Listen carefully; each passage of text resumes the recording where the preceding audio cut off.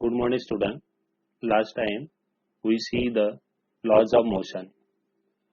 What is meant by motion of the object?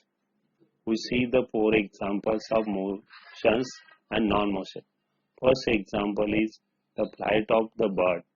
Other this is an example of the motion. A stationary train. This is not example of the motion. At the next point we see the displacement and distance. What is difference between displacement and distance? We see the example of Sangeeta's house. Next point is distance is the length of actual path traveled by the object. Distance and displacement. Then we see the speed and velocity, a formula speed of velocity, and one example, effect of the speed and direction of the velocity. Next point, we study the next point, uniform and non-uniform linear motion. आता in this example, we see the three persons, Amar, Akbar, Anthony, are traveling in different cars with different velocities. आता what is uniform linear motion? समान कालावधीमध्ये समान अंतर कापलं असेल तर त्याला लिनियर युनिफॉर्म मोशन असे म्हणतात. आता अमरने कापलेले अंतर 30 मिनिटांमध्ये 20 किलोमीटर अंतर जातो. नेक्स्ट 30 मिनिटांमध्ये 20 किलोमीटर जातो. नंतरच्या 30 मिनिटांमध्ये 20 किलोमीटर जातो. म्हणजे समान अंतर तो कापतो, समान कालावधीमध्ये समान. म्हणजे distance travel in same time interval, that is called the uniform. आता non uniform linear motion means, आता see the third column, distance covered by the Akbar पहिल्या 30 मिनिटांमध्ये 18 किलोमीटर जातो. नंतरच्या सुद्धा 18 किलोमीटर जातो आणि नंतरच्या 30 मिनिटांमध्ये फक्त तो 6 किलोमीटर जातो. म्हणजे समान कालावधीमध्ये समान अंतर कापत नाही. म्हणून this is example of non linear motion. आता some questions are given. What is time interval between the noting of the distance made by Amar, Akbar and Anthony? आता टाइम इंटरवल किती दिले? 5 to 5:30, म्हणजे 30 मिनिट्सचं टाइम इंटरवल इज गिवन. त्याच्यानंतर 5:30 to 6, तिथे सुद्धा 30 मिनिटाचा दिला. Who has covered equal distance in equal time intervals? अमर आणि अँथनी हे दोघे समान कालावधीमध्ये समान अंतर जातात. म्हणजे त्याने जे अंतर कापलेलं असतं ते समान कालावधी समान, म्हणजे लिनियर मोशन. परंतु जे अकबरने कापलेलं असतं ते नॉन युनिफॉर्म लिनियर मोशनचं एक्झाम्पल आहे. म्हणजे याच्यामध्ये तुम्हाला एखाद्या परीक्षामध्ये विचारलं कोणाचे लिनियर मोशन आहे आणि कोणाचे लिनियर मोशन नाही, तर तुम्हाला या टेबलवरून आपल्याला त्याचे प्रश्न विचारले. ऍक्टिव्हिटी बेसवरती असा तुम्हाला परीक्षेमध्ये प्रश्न विचारले जातात. म्हणजे सपोज टेबल इज गिवन आणि some questions are given, you have to write down the answers of the given question.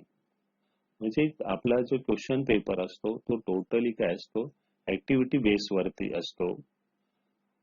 Activity म्हणून हे जे ऍक्टिव्हिटीचे जे प्रश्न आहेत ते चांगल्या प्रकारे करणार. म्हणजे तुम्हाला ते एखादा प्रश्न परीक्षेत म्हणजे विचारला तर त्याचं तुम्हाला उत्तर सांगता आलं पाहिजे. जे आपले प्रश्न असतात प्रश्नपत्रिकेचे स्वरूप असतं ते ऍक्टिव्हिटी बेस वरती असतं. म्हणून असे जे काही प्रश्न पुस्तकामध्ये दिलेले असतात ते चांगल्या प्रकारे करायचे आहेत. Third question is are all the distances, काय तो पाहायचं. आता next point is acceleration. What is acceleration? तुम्ही गाडी चालवता, गाडीला काय असतो, ॲक्सिलेटर असतो. फोर व्हीलर असेल, टू व्हीलर असेल, त्याच्या राईट साईडला ॲक्सिलेटर असतो. मग व्हॉट इज ॲक्सिलेटर? ॲक्सिलेटर आपण वाढवल्यानंतर त्याचं काय होतं, तर स्पीड वाढत असतो. म्हणजे व्हेलॉसिटी ऑफ ऑब्जेक्ट इन्क्रीजेस. म्हणजे काय होतं, ॲक्सिलेटर कमी केला तर व्हेलॉसिटी ऑफ ऑब्जेक्ट काय होतं, डिक्रीज. म्हणजे तो ॲक्सिलेटर कमी केला तर काय होतं असतं, त्याचं स्पीड कमी होतं. ॲक्सिलेटर आपण वाढवल्यानंतर त्याचं काय होतं, त्याचं यूज होतं. आता what is the acceleration? Acceleration is the change in velocity. Then what is the definition of acceleration? The definition of acceleration is the rate of change of velocity is called the acceleration. Formula is given. Acceleration is equal to change in velocity upon time. The acceleration denoted by A, initial velocity u, final velocity v, and t is the time it changes. Therefore, acceleration A is equal to final velocity v, initial velocity u, time t. Therefore, A is equal to v minus u upon t. If the velocity of object changes during the certain time period, then it's said to have the accelerated motion. An object in motion can two types of acceleration: uniform acceleration and non-uniform acceleration. Uniform acceleration मध्ये the velocity changes equal amount of equal time interval. The object is said to be in uniform acceleration. Then non-uniform acceleration. What is meant by non-uniform acceleration? If the velocity changes by unequal amount in equal time intervals is called the. Next point is positive acceleration, negative acceleration, and zero acceleration. An object who can be positive or negative acceleration. When the velocity of object increases,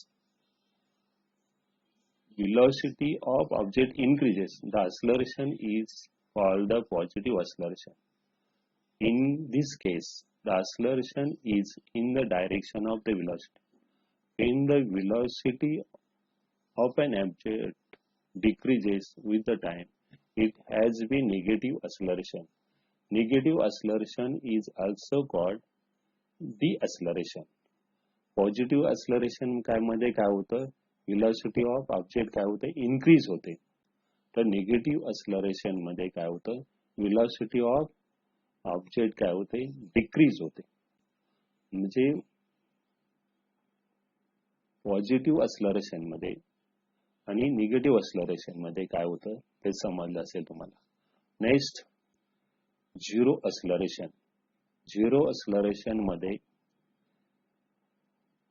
velocity of object does not increase or does not decrease. म्हणजे त्या वस्तूचा वेग वाढत सुद्धा नाही आणि कमी सुद्धा होत नाही. त्याला आपण काय म्हणतो, झिरो acceleration. म्हणजे positive acceleration, negative acceleration, zero acceleration. These are the three types of the acceleration. In this way, we see the positive acceleration, negative acceleration, and zero acceleration. समजलं सर्वांना. पॉझिटिव्ह acceleration मध्ये काय होतं, velocity of object increase होते. Negative acceleration मध्ये काय होतं, velocity of object काय होतं, decrease होते. परंतु झिरो acceleration मध्ये velocity of object increase किंवा decrease होत नाही. त्याला झिरो acceleration असे म्हणतात. हे तीन प्रकार अस्लरेशनचे आहेत. Thank you. अशा प्रकारे आपण काय काय पाहिलं? Positive acceleration, negative acceleration and zero अस्लरेशन.